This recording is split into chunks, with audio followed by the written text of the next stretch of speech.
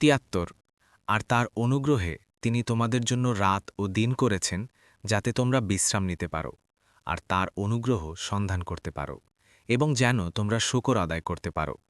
৭৪ আর সেদিন তিনি তাদের ডাকবেন, অতঃপর বলবেন, তোমরা যাদেরকে আমার শরিক মনে করতে তারা কোথায়?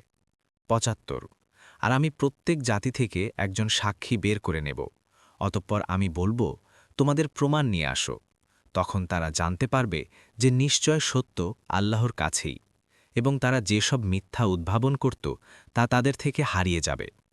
৭৬ নিশ্চয় কারণ ছিল মূসার কম অভুক্ত, অতঃপর সে তাদের ওপর ঔদ্ধত্য প্রকাশ করে, অথচ আমি তাকে এমন ধনভাণ্ডার দান করেছিলাম যে নিশ্চয় তার চাবিগুলো একদল শক্তিশালী লোকের উপর ভারী হয়ে যেত। স্মরণ করো, যখন তার কম তাকে বলল, দম্ভ করো না, নিশ্চয় আল্লাহ দাম্ভিকদের ভালোবাসেন না। ৭৭ আর আল্লাহ তোমাকে যা দান করেছেন তাতে তুমি আখিরাতের নিবাস অনুসন্ধান করো, তবে তুমি দুনিয়া থেকে তোমার অংশ ভুলে যেও না। তোমার প্রতি আল্লাহ যেরূপ অনুগ্রহ করেছেন তুমিও সেরূপ অনুগ্রহ করো, আর জমিনে ফাসাদ করতে চেও না, নিশ্চয় আল্লাহ ফাসাদকারীদের ভালোবাসেন না। ৭৮ সে বলল, আমি তো এই ধনভাণ্ডার প্রাপ্ত হয়েছি আমার কাছে থাকা জ্ঞান দ্বারা। সে কি জানত না যে আল্লাহ তার পূর্বে বহু প্রজন্মকে ধ্বংস করে দিয়েছেন?